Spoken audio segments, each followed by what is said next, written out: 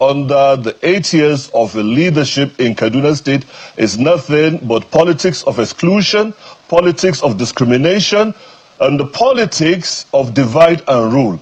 Malam Nasir Ahmed El-Rufai thrives in crisis. When he joins heads, that is when he thrives. So he used religion, he used other means through religion and tribes and sentiments to knock the head so that he can have his way through. And then hello, what's up guys? In this video we are jumping straight into a shocking revelation that is shaking Kaduna. The top northern politician has accused a former governor of doing something unimaginable, using taxpayers' money to pay bandits. Yes, you heard that right. According to an insider who worked closely with him, funds meant for the people were allegedly handed over to criminals and local herdsmen, supposedly to stop attacks. But instead of peace, the result was chaos. Hundreds of schools closed, healthcare centers shut down, and ordinary families lived in constant fear. Farmers couldn't work, parents couldn't send their kids to school, and lives were lost. What makes this even more shocking? These claims come from someone who once served as a political advisor to the former governor. He said this leader thrived in crisis, using religion, tribe, and division to manipulate the state. Loyalty and service were rewarded with exclusion, and many communities were treated unfairly. The insider also revealed that witnesses, including traditional rulers and religious leaders, can confirm this. While the previous government left Kaduna deeply divided, the current leadership has been working to rebuild trust, restore security, and reopen schools and healthcare facilities. But the big question remains, how deep does this mismanagement go, and what really happened behind closed doors? The truth is far more disturbing than you can imagine. Guys, I will let you watch this video for yourself so you can see exactly what I'm talking about. Also, don't forget to like, share, and subscribe to this channel if you haven't already done so. Take a look, guys, and remember to share your thoughts after watching. I am a pioneer interim management committee member that set up the APC in Kaduna State. I led the registration of membership in Kaduna State alongside with retired Colonel Abdullah, distinguished Senator M.B. Saleh, and the former member of the House of Representatives representing Brindangwari and Giwa, Honorable Shehu Balarabi. Shehu, it will interest you that Malam Nasir Ahmed El-Rufai, when he came to Kaduna, he came as a greenhorn in politics, without base, without any structure. We were the foot soldiers that ensured that he clinched his ticket and became the governor. Like you rightly said, I was Director General of the campaign in 2015 and in 2019. And in my life, I have never regretted taking actions like following or joining hands to support Malam Nasir Ahmed El-Rufai. It is highly regrettable because he was laundered to us as a nationalist. But what we saw of Malam Nasir El-Rufai under the 8 years of leadership in Kaduna State is nothing but politics of exclusion, politics of discrimination, and the politics of divide and rule. Malam Nasir Ahmed El-Rufai thrives in crisis. When he joins heads, that is when he thrives. So he used religion, he used other means through religion and tribes and sentiments to knock the head so that he can have his way through. And then talking about... Well, just a moment. Yes. This was your former boss. You served as a special advisor under him on political matters. At what point did you realize it? When you were benefiting from his appointment, you didn't realize that he knocked people's head. If he says benefit, he can come and tell you the benefits. The Bible says you can do nothing against the truth but for the truth. But I'm saying, when you are, were you an advisor under him or not? Yes, I succeeded the current governor as political advisor when he went to the Senate. Did you work with EL-RUFAI or not? I did work with him. Were you being paid to do that job or not? Paid? As in my salary? An advisor? Yeah, you were being paid. Yes, of course. You worked for the government. Yes. You worked with EL-RUFAI. Yes. But you didn't see that is all these kind of things that you described now. Loyalty to party, Shehu. Loyalty. I'm a very strong party loyalist. At what point did you realize that EL-RUFAI is what you have described him of? All through his time, but we have been stomaching this so that the party can go, and then we believe in the future that by the grace of God, we are going to have a person that will redeem the ills that Malam Nasir El-Rufai meted on the good people of Kaduna State. So you took the job, although you realized that El-Rufai was a bad person, but yet you still were working with him. I didn't know he was a bad person because he was laundered. At what point did you realize that he was a bad person? sometime when he began his leadership as governor of Kaduna State. But how long did you work with him?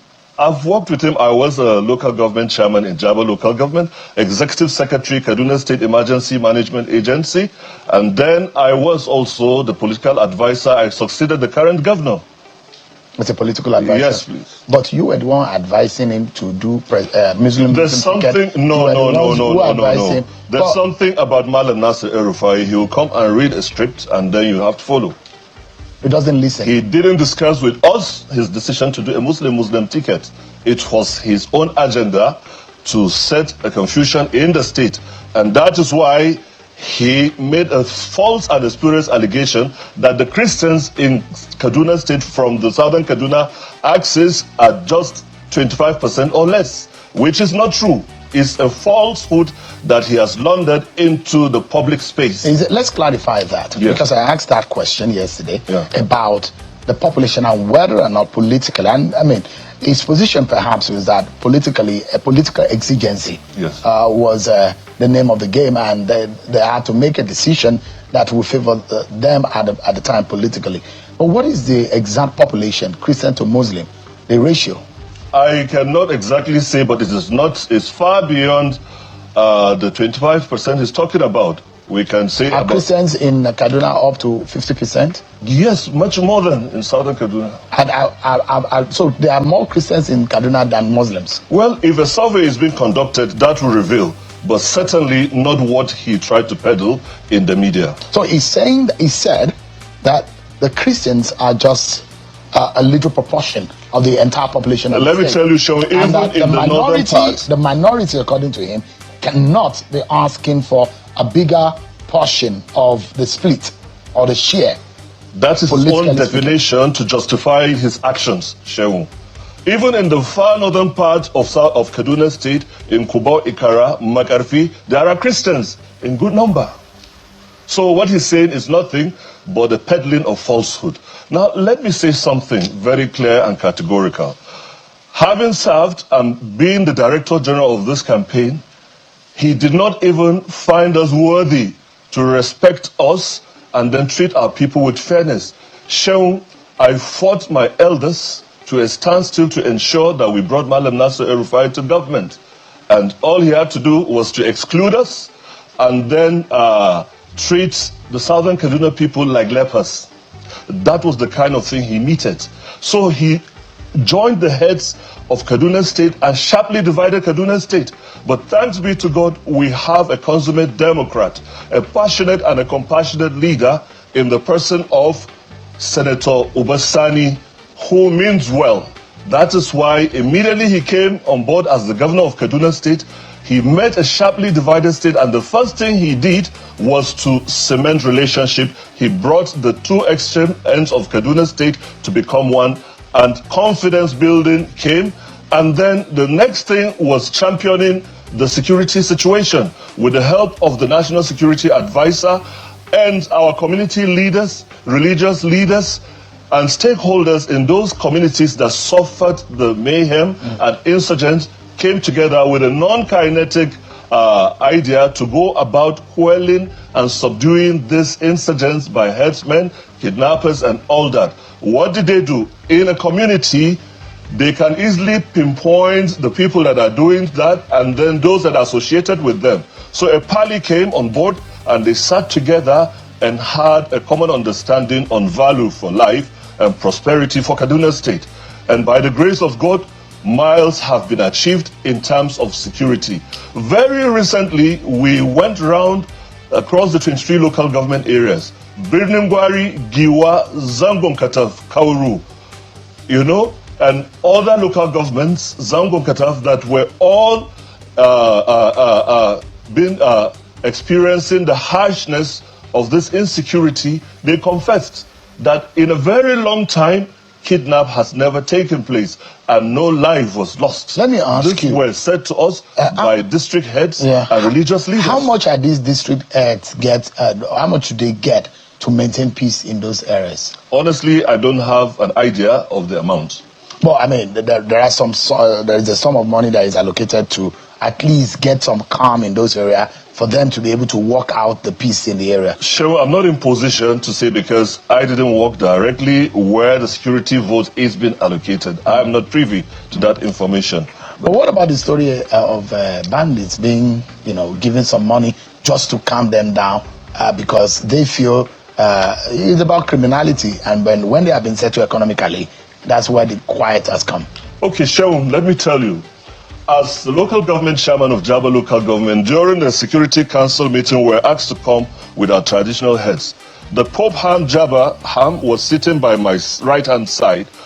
Sometime in December 2016, when Governor Nasir Ahmed El-Rufai, with air of arrogance, said to the sitting that he had to pay herdsmen so that they will not longer commit mayhem or kill lives and all that they have been doing. What was the result? It aggravated more than 100%. This government, under a consummate leader and Democrat, a father of politics in Nigeria, President Bola Ahmed Tinubu, and our amiable and visionary leader, distinguished Senator Obasani, commander of the Niger, nothing of such was done. The National Security Advisor has made mention of this, and over time, we know that no penny, not a single kobo, was given to any bandit. But Malam Nasir El-Rufai prides himself in using taxpayers' money to pay bandits, to pay herdsmen, and what was the result? Untold lives. You cannot count the number of lives that have been lost. People were living in fear. People were living with one eye closed. They cannot even sleep. They cannot go to farm to earn legitimate money so that they can take care of their families and their children in school. And guess what? While they were going through this, Malam Nasir had the temerity to hike the school fees of Kaduna State University. These parents, some are farmers, some are the civil servants he sacked. Where on earth do you expect them to raise this money and pay so that their children will go to school? They withdrew from school. But with thanks to our amiable governor, he came and reversed this unholy policy. Let me ask and these children came back. A good number of them graduated, and a good number of them are in school.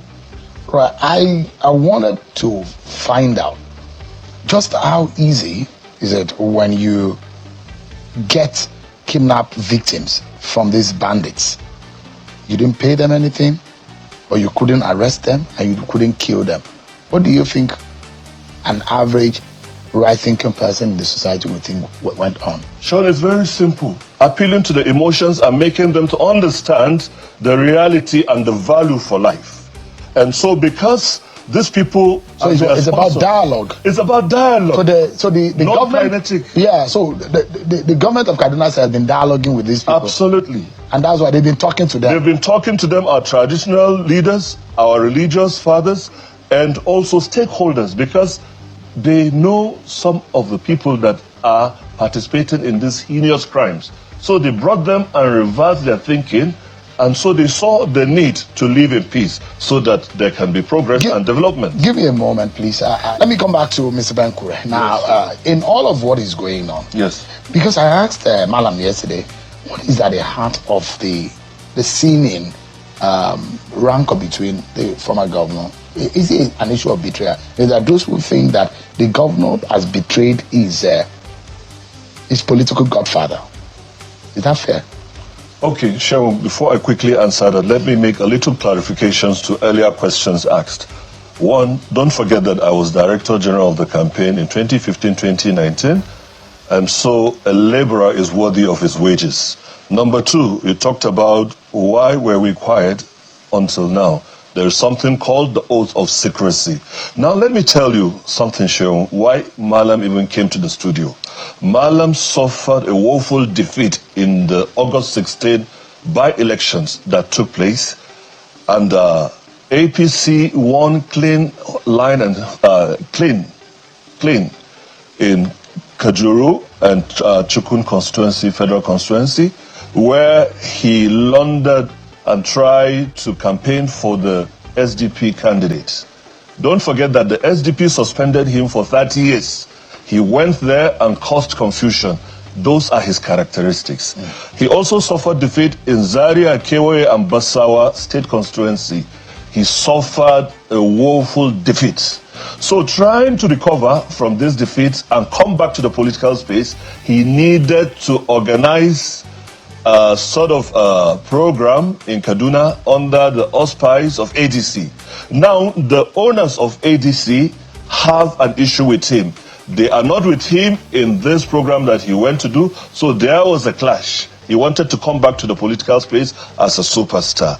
Now, going back to the issue of the untold hardship that was suffered in Kaduna State during his tenure, 8 local governments suffered. Kajuru, Kauru, Zangon Kataf, Benengwari, Giwa, Kaura, Kachia, they all suffered.